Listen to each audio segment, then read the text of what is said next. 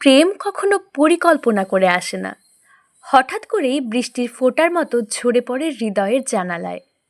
আজকের গল্প বৃষ্টি ভেজা প্রেম, যেখানে বর্ষার দিনে ছাতার নিচে জন্ম নেয় অমলিন ভালোবাসা।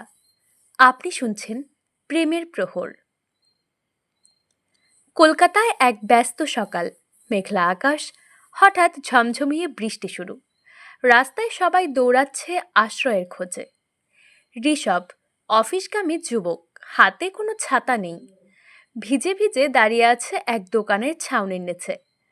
ঠিক তখনই পাশে এসে দাঁড়ালো অদিতি, একটি ছোট্ট ছাতা হাতে, চোখে শান্ত দৃষ্টি।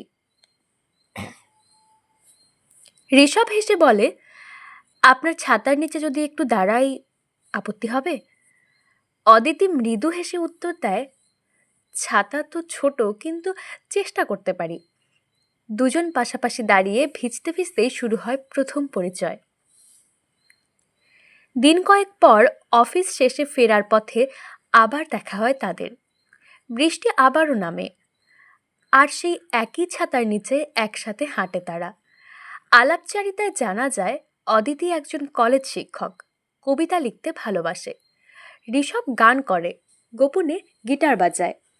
বৃষ্টি যেন বারবার তাদের কাছে টেনে আনছে। এক সন্ধ্যায় বৃষ্টি ভেজা ভিক্টোরিয়া মেমোরিয়ালের সামনে তারা বসে।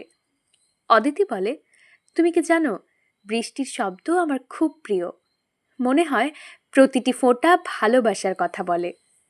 ঋষভ চুপচাপ তাকিয়ে থাকে তার দিকে।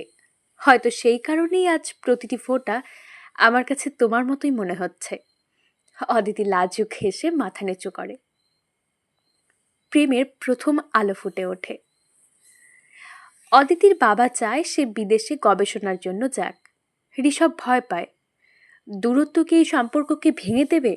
কিন্তু অদিতি বলে, যদি প্রেম সত্যি হয় তবে বৃষ্টি যেমন বারবার ফিরে আসে, আমরাও আবার মিলব। অদিতি বিদেশে চলে যায় পড়াশোনার জন্য। ঋষভ প্রতিদিন বৃষ্টির দিনে একই জায়গায় দাঁড়িয়ে থাকে, সেই প্রথম দেখা হওয়ার ছাউনির নিচে। এর 1 বছর পরে ঠিক একই দিনে বৃষ্টির সময় অদিতি ফিরে আসে, হাতে সেই ছোট্ট ছাতা। সে হেসে বলে, আমি বলেছিলাম না, বৃষ্টি ফিরে আসে, আমিও ফিরব। দুজন একসাথে ছাতার নিচে দাঁড়িয়ে নতুন জীবনের প্রতিশ্রুতি দেয়। প্রেম হলো বৃষ্টির মতো, হৃদয়ের মাটি ভিজিয়ে দেয়, নতুন ফুল ফোটায়। যদি গল্পটি আপনার ভালো লেগে থাকে, লাইক, কমেন্ট আর শেয়ার করতে ভুলবেন না।